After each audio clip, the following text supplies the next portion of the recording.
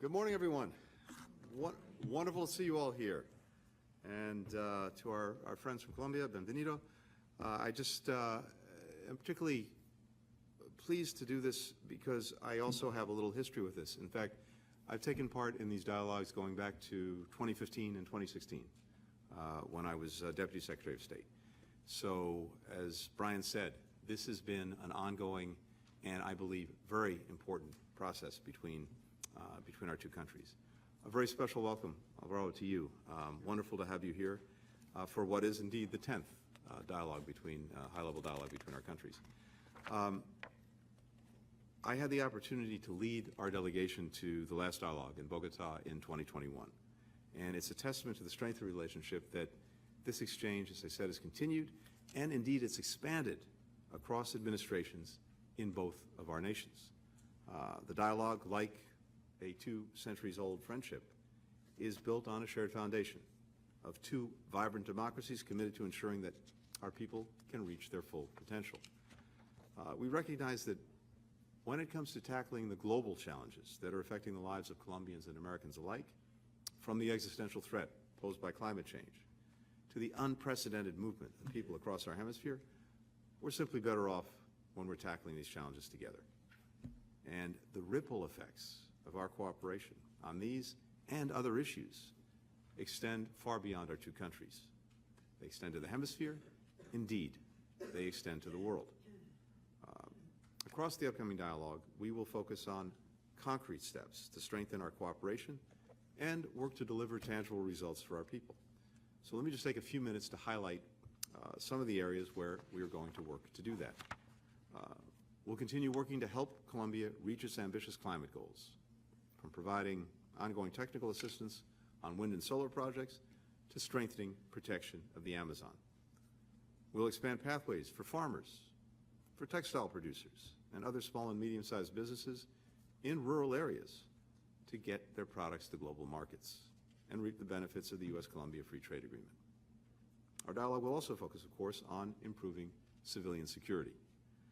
For decades, we have worked together to strengthen cooperation on security and law enforcement, and that will continue. At the same time, we recognize that to sustainably reduce violence, we have to tackle the root causes of insecurity, like corruption, like impunity for crimes, human rights abuses, and the lack of economic opportunity. That's why we continue to partner on bolstering the rule of law and expanding access to justice. And it's also why USAID is investing $60 million over 5 years to expand opportunities for Afro-Colombian and indigenous communities. Ensuring equitable development is a central focus of the ethnic chapter of the 2016 Peace Accord. It recognizes that there can be no lasting peace without justice and equality for the country's underserved communities. Back in October, I joined Vice President Marquez at the extraordinary Fragmentos Museum. I had the honor of signing the United States Honors, the chapter's first international accompanier. Ambassador Murillo, who's here today, was with us in Bogota on that historic day. He's dedicated much of his life to giving voice to these communities, including the ethnic chapter. In the time since we signed on as an accompanier, the U.S. Embassy in Colombia, led by our charge, Paco Palmieri, who's with us here today as well, has dedicated a full team to supporting the ethnic chapter's implementation, building on our longstanding partnerships with both Colombia's government and with civil society. And let me just give one example of those relationships. A few weeks ago, I had an opportunity to join our First Lady, Dr. Jill Biden, in honoring International Women of Courage at the White House. The awardees included Josefina Klinger, a remarkable Afro-Colombia leader who rallied her community around transforming the national park where they live into an ecotourism destination, preserving the environment, providing a sustainable livelihood for local families. For years, we have been a proud supporter of her organization, including when she was threatened by drug trafficking organizations for the work that she was doing. Countering these illicit groups and the flow of illegal drugs is a key part of our ongoing discussions on security, including here at the high-level dialogue. We're bringing a holistic approach to this challenge. That means looking at ways to further reduce demand by investing in substance abuse prevention, treatment, and recovery for those who are struggling with addiction in our countries, because this is fundamentally a public health problem. And it means discussing ways to reduce supply, from strengthening interdiction by land and sea to providing vulnerable communities with alternative ways to earn a living. The dialogue also gives us an opportunity to deepen our joint efforts to address unprecedented migration across our hemisphere.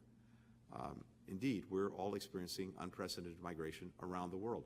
There are more people on the move, forcibly displaced from their homes around the world, more than 100 million, than at any time since we've been recording these numbers. Colombia was a crucial partner in shaping the Los Angeles Declaration, which has put its principles into practice in responding to the humanitarian crisis in Venezuela. More than 1.5 million Venezuelans have been granted temporary protected status in Colombia, allowing them to work, to send their kids to school, to access public health services.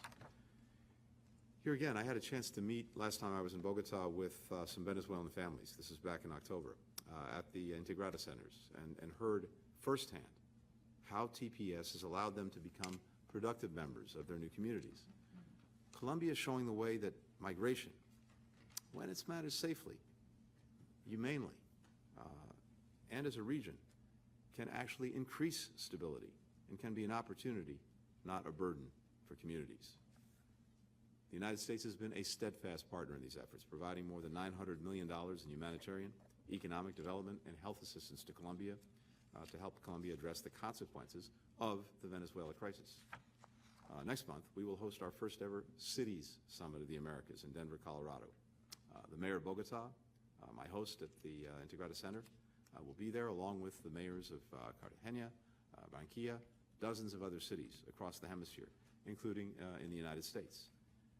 This summit will allow them to share best practices in tackling many of the issues that we discuss here. I think one of the things we know is that there needs to be, and there is, an integrated response across national governments, but these challenges also have answers in work at a subnational level, between and among municipalities, between municipalities and the federal government, states, et cetera.